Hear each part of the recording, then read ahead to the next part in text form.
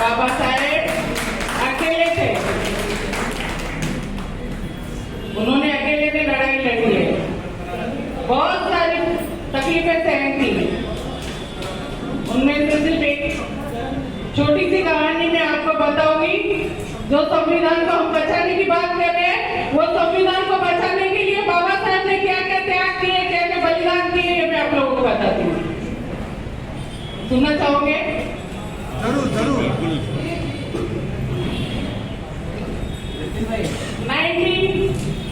1949 में जब संविधान लागू हुआ 26 नवंबर को, तब ये हमारा सबसे बड़ा त्योहार था और हमारी सबसे बड़ी जीत थी। वो संविधान दिन था सर, वही हमारे लिए त्योहार है, वही हमारी सबसे बड़ी जीत है। सबसे बड़ी दिवाली वही। अगर आप संविधान नहीं होता और बाबा साहेब नहीं होते ना, तो हम लोग इस तरीके से आजादी से बात नहीं करते। ऐसे में हमारे मुंह बंद किए जा रहे हैं। पहले तो बंद कर रखे थे क्योंकि हम लोग मूल निवासी है और ये बाहर के आए हुए। आज हम 80% लोग होकर भी है ना, 10 से 5% लोग हम पर राज कर रहे हैं। और ये कब तक चलेगा? कब तक हम घुसपैठियों को अपने घर में सहायता देंगे, बना देंगे? ये बताइए, कब तक हमारी माँ, बहनें, बहुएं, हमारे बच्चों पर अत्याचार होगा? आज 75 साल हो चुके हैं। आजादी मतलब संविधान के हमको हक मिलकर 75 साल में हमारा क्या विकास हुआ है बताइए? कुछ भी नहीं, कुछ भी नहीं, कुछ भी नहीं विकास। क्या 75 साल में हमारे नेता, खासदार, आमदार, मंत्री नहीं हुए? क्या किसी ने दलील रखी हमारे लिए? क्या हमको हमारा हक चाहिए? कौन सा हक मिला है आपको बताइए? केवल हम लोग सफाई काम के लिए बने हैं? हम सफाई कामगार नहीं है, हम लोग योद्धा है। और आज के दिन हमने युद्ध किया था। हम पारंपरिक तरीके से योद्धा है, हम मूल निवासी है, हम कोई सफाई कामगार नहीं है। और ना ही हमने अपनी जान बचाने के लिए अपनी बेटी व्यवहार किया है। हम योद्धा है, हमेशा लड़े हैं। लोगों ने अपनी जान बचाने के लिए बेटी व्यवहार किया है और हमने ये गंदा काम स्वीकारा है। ये हमारे लिए सजा है जो आज तक हम लोग भुगत रहे हैं। आज बाबा साहेब भी हमारे पास में, हर किसी में बाबा साहेब है, आप सभी में बाबा साहेब है। क्योंकि बाबा साहेब ने कहा था, मैं चला भी जाऊं तो मैं करोड़ों में हूं, मैं अकेला नहीं हूं। हम सबके ब्लड में बाबा साहेब है।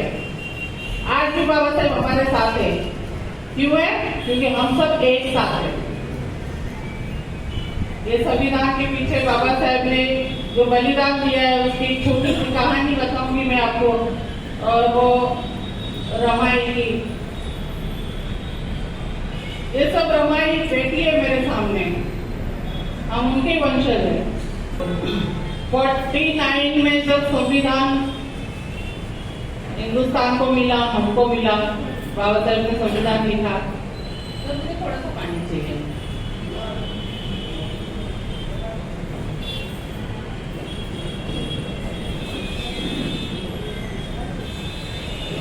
शब्दों में ताकत है, वैसा यहाँ बात किसी ने नहीं।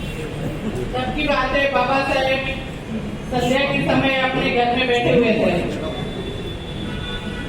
तो कुछ पल वो रो रहे थे तो कुछ पल में वो हंस रहे थे। शंकर शास्त्री जी उनके साथ बैठे थे। वो देखकर उनको थोड़ा सा फील हुआ, बाबा साहब हंस भी रहे हैं, रो भी रहे हैं। हिम्मत तो नहीं जुटा पा रहे थे वो, लेकिन फिर भी शंकर शास्त्री ने हिम्मत जुटाई और बाबा साहब से पूछा, साहब तुम्हें मराठी में कहा था, आप एक पल में रो रहे हो, एक पल में हंस रहे हो। तब बाबा साहेब ने शंकर शास्त्री के कांधे पर हाथ रखा और कहा, शास्त्री जी, आज मेरा और मेरे समाज का जीत का जो हम लोग बरसों से युद्ध लड़ रहे थे, आज वो सूरज जीत का सूरज निकल गया। संविधान मैंने लिख लिया, मैंने तो अपना मकसद पूरा किया। लेकिन ये मकसद पूरा करते समय जो मैंने इसके अंदर क्या खोया और क्या पाया, ये थोड़ा मैं चाकपास हो तो मतलब मैं उसको टटोल रहा था कि मैंने क्या क्या खोया और क्या क्या पाया। बाबा साहब के आंख में से पानी आ गया। बाबा साहब ने कहा,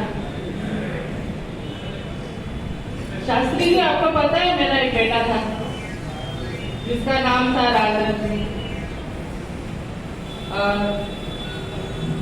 जब मैं बैरिस्टर था तब भी मेरे जेब में 1 रुपया नहीं था और मेरा बेटा इतना बुखार में था, इतना बीमार था कि मेरे पास उसको लाने के लिए, दवाई के लिए पैसे नहीं थे और मैं बहुत मजबूर था।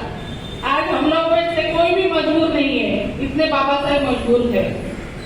आज हम लोग इतना हमको दे दिया बाबा साहब ने कि भले ही मेरे जेब में 1 रुपया नहीं होगा तो मेरे 100 साथी मेरे लिए खड़े हो जाएंगे, लेकिन उस वक्त बाबा साहब के पास में कोई इलाज ही नहीं था।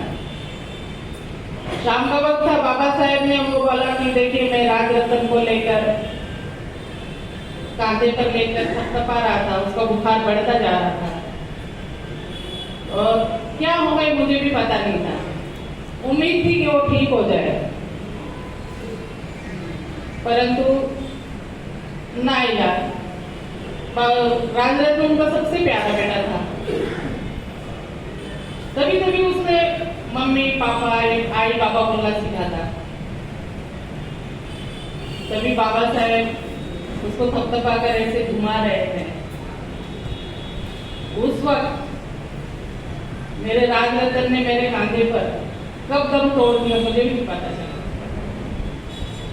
जब मैंने देखा, उसको अपने गोद में लिया, मेरा राजरत्न नहीं था।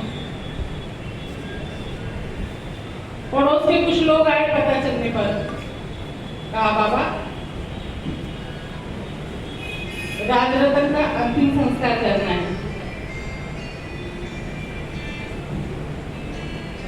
और उसके लिए नए कपड़े लाना पड़ेगा हमको। जिस बच्चे के इलाज के लिए उनके पास पैसे नहीं थे, बाबा साहब हमारे बहुत ही स्वाभिमानी इंसान थे। वो बच्चे को दफन करने के लिए, उसका अंतिम संस्कार करने के लिए पैसे कहां से लाएंगे? जैसे उनका कलेजा कट गया, चीर गया, किसी को कुछ बोल नहीं पाए। दोनों घुटने में अपने सर दबाकर बाबा साहब बहुत रोए। इतने मजबूर थे वो कि क्या करे। तभी उनकी पत्नी ने देखा, रमाई, एक मजबूर माँ जिसने अपने पति को समाज सेवा के लिए, हम लोगों के लिए, एक बैरिस्टर को जिसमें लंदन में उसको चाहे उतना पैसा मिल सकता था, चाहे तो वो हीरोपतियों के बिस्तर पर सो सकता था, चाहे उतना बैंक बैलेंस कर सकता था, लेकिन उन्होंने अपनी औलादें खोई तो केवल हम लोगों के लिए। बाबा साहब बहुत रो रहे थे। तभी रमाई आई। रमाई ने अपना वो आंचल फाड़ कर दिया बाबा साहब को,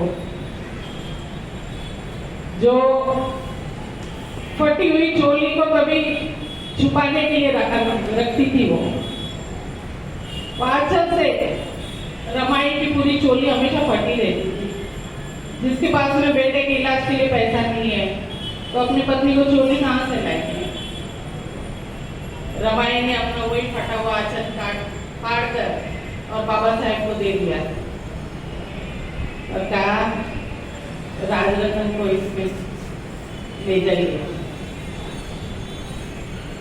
उस माँ के आंचल में छोटा सा बच्चा फटे हुए आंचल में अंतिम संस्कार हुआ। बाबा साहब अंतिम संस्कार से आए और लंदन के गोलमेज सम्मेलन के लिए तैयारी करते निकल गए। तभी उनके भाई ने उनसे कहा, बाबा साहब आज तो हमारे राजरतन का अंतिम।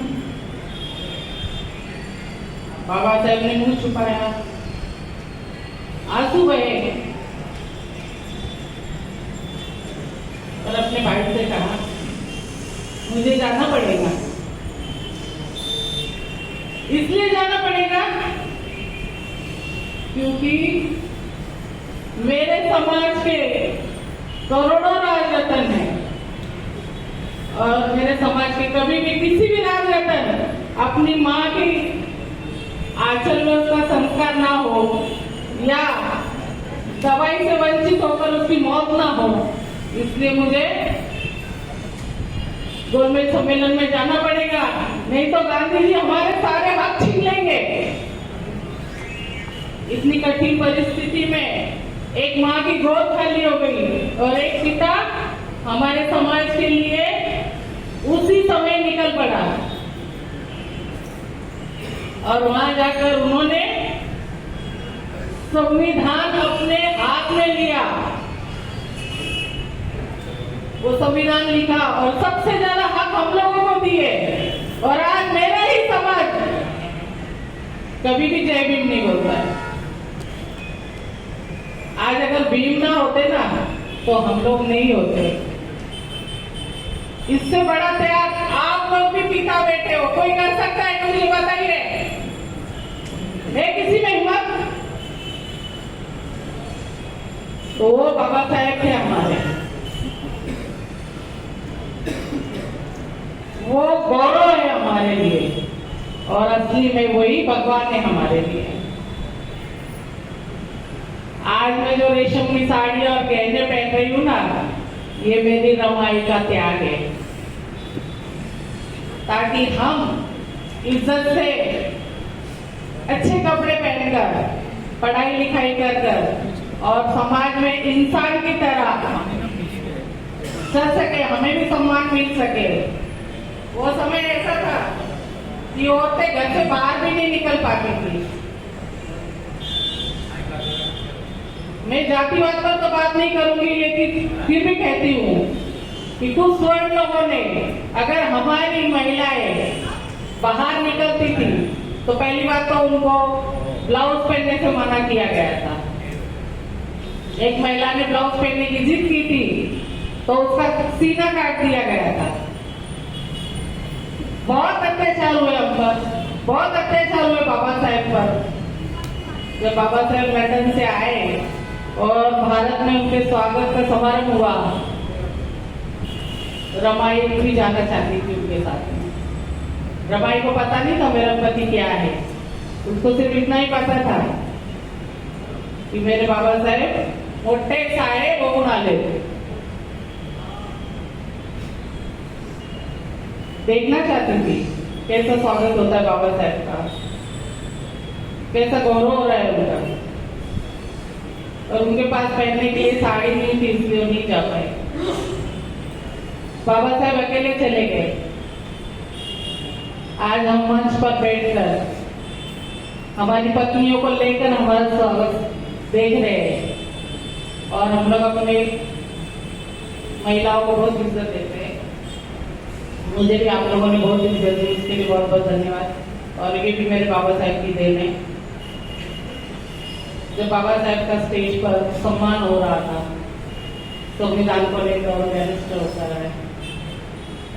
दुनिया में ऐसा कोई व्यक्ति नहीं है जिसने 4 बार डॉक्टरेट किया है, सबसे पहले व्यक्ति है। बाबा साहेब का वहां पर स्वागत हो रहा था। रमाई लोगों की भीड़ में छिपती छिपाती अपने आप को संवारती हुई, फटी साड़ी में, फटे कपड़ों में अपने पति को देख रही थी, थकती हुई, अपने आप को संभालती हुई, अपने आप को छुपाती हुई। लेकिन पति तो पति होता है ना। आखिर उनकी नजर रमाई पर गई।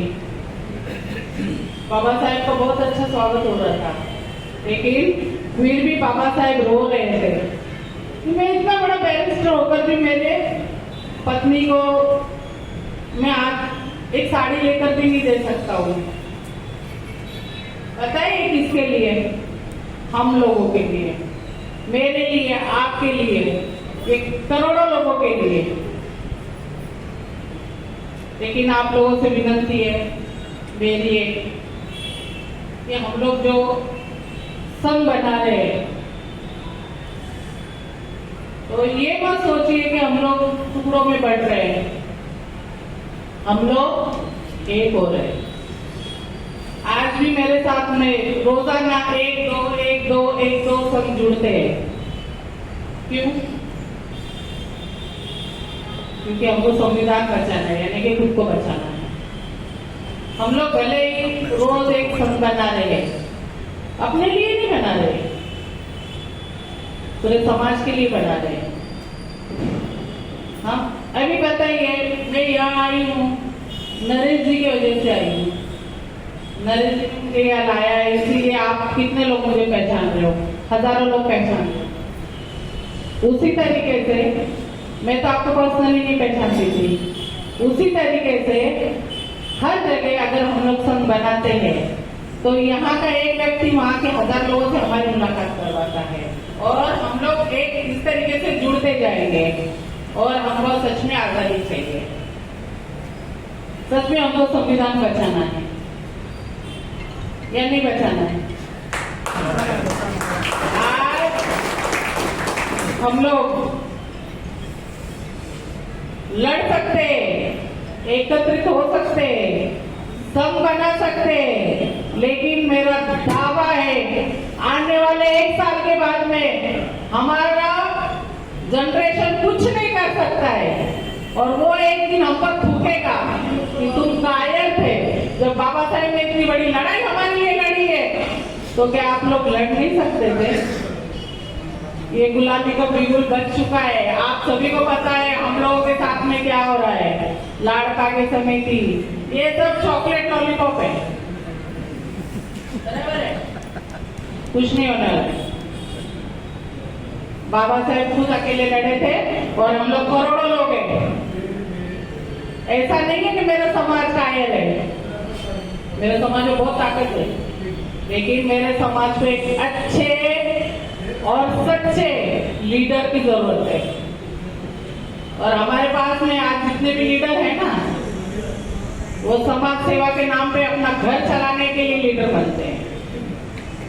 सही बात है।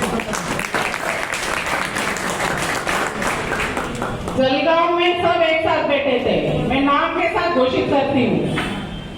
चांगरे और रोटा, रामूजी पवार जो हमारे आयोग रह चुके हैं, बहुत सारे हमारे मान्यवर थे जो राष्ट्रीय अध्यक्ष रह चुके सफाई कामगार के। 2000 अगर सफाई कामगार है ना, तो 20,000 हमारे राष्ट्रीय अध्यक्ष है। बराबर है ना? सही बात है। और हर कोई 8-8, 10-10 साल पैसा लेकर गायब हो जाता। अब जब लाट और सागे जो भी समिति थी, चांगरे साहब ने बनवाए थे, या फिर उसकी जो भी हमको पैसे लेके चाहिए थी, आप मुझे बताइए, अगर हमारा वारस हक हमको मिलना है तो फिर उसके अंदर मेरी क्या जरूरत है? मेरी जरूरत है, नरेश की जरूरत है, किसी की जरूरत नहीं है। वो आपका हक का नौकरी और आपको मिलना चाहिए। तो ये लोग क्यों जाते हैं वहां पर?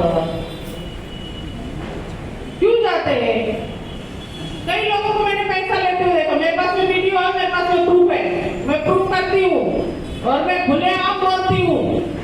मैं औरत हूँ, चूड़ी जरूर पहनती हूँ, लेकिन मेरी कलाइयों में बहुत दम है।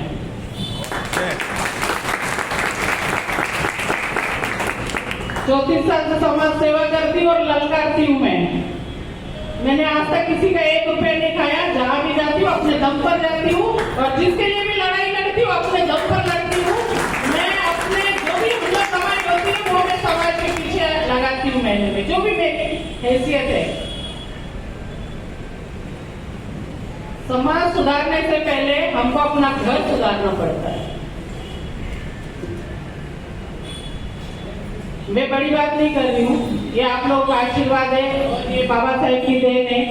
मेरी दोनों बेटियां वकील है, मेरे हस्बैंड इंजीनियर है, मेरी 2 कंपनियां हैं, मैं तीसरी फैक्ट्री डालने जा रही हूँ और आप सभी को आमंत्रित करूंगी। ये मैं इसलिए कर रही हूँ कि मैं समाज को दिखाना चाहती हूँ कि हम कहीं भी कमजोर नहीं है। एक नौकरी के भरोसे बैठने से कुछ नहीं होता है। और इस तरीके से मतलब मैं बोलना तो बहुत कुछ चाहती थी, हमारे पास में टाइम की भी कमी है, समय की कमी है। और दूसरी बात ऐसी है कि देखिए, अगर हमको जीतना है तो एकत्रित होना पड़ेगा। बाबा साहेब के जो विचार है उस पर हमको चलना पड़ेगा। आज समाज में बहुत सारी कमियां है, उसको निकालनी है। मेरा तो दावा है कि अगर कास्ट सर्टिफिकेट के लिए अगर कोई 50 साल पुराना अगर आपसे पुरावा मांगता है तो माननीय मुख्यमंत्री जी से मेरी विनती है कि वो खुद मुझे पूछिए कि 1950 का पुरावा क्यों चाहिए। मैं खुद उनको पुरावा दूंगी कि कौन से साल का चाहिए, मेरे पास में है, और वो मैं कोर्ट का ऑर्डर दूंगी। और जो भी अधिकारी अगर 1950 का आपसे मांगता है पुरावा, मुझे फोन करना। और आज तक जो हमारे लोगों पर अत्याचार हुए, एजुकेशन नहीं मिला है, नौकरियां नहीं मिली है, ये जो भी हुआ कास्ट सर्टिफिकेट के चलते। और अगर वो बात सही है जिस पर गवर्नमेंट के बहुत सारे ग्रुप है, तो हम उन संबंधित अधिकारी पर केस करेंगे, क्योंकि इनकी वजह से हमारे समाज के लोगों की जिंदगी बर्बाद हुई है। बहुत सारी बातें हैं, बहुत कुछ बोलना चाहती थी मैं, आप लोगों के साथ में बहुत सारी बातें करना चाहती थी, बहुत कुछ शेयर करना चाहती थी, लेकिन अभी मुझे पता चला कि हॉल का टाइम हो चुका है। इसलिए एक बार मेरे साथ जरूर बोलिए, जय भीम, जय भीम, जय भीम, जय भीम, जय संविधान, जय संविधान। एक बात जरूर कहूंगी, मैं कुछ सिंगर भी हूँ, राइटर भी हूँ। बाबा साहेब का एक गीत मैंने लिखा था और गाया भी है मैंने, यूट्यूब पर भी है। उसका लॉन्चिंग लंदन में था, लेकिन कोरोना की वजह से नहीं हो पाया। कभी वो गीत आप सुनिए, शायद बाबा साहब की जीवन कथा पर लिखा है और हम लोगों की आज की परेशानी पर लिखा है मैंने। आज संविधान नहीं होता तो हम लोग नहीं होते। एक शेर बोलती हूँ मैं आपको, मत छेड़ो भीम के दीवानों को, मत छेड़ो भीम के भक्तों को, लड़ना मुश्किल होगा। मत छेड़ो भीम के भक्तों को, लड़ना मुश्किल होगा, वरना लिख देंगे ऐसा इतिहास कि पढ़ना भी मुश्किल होगा। मैं आप सभी का एक इजाजत चाहती हूँ। मुझे बहुत खुशी हुई है थाने में नरेंद्र जी ने जब मुझे लाया है, आप लोगों ने मुझे बहुत इज्जत दी है और मुझे अपनों से मिलकर बहुत खुशी होती है। बहुत बहुत धन्यवाद, आपने मेरे 2 शब्द सुने। और इसके आगे ये तो हमारी शुरुआत है, आगे बहुत बड़ी लड़ाई है, हमको लड़ना है। और मैं चाहती हूँ कि अब की बार वाल्मीकि सरकार, हम मूल निवासी है, अब की बार बोलिए वाल्मीकि सरकार। ये अभिनंदन, धन्यवाद।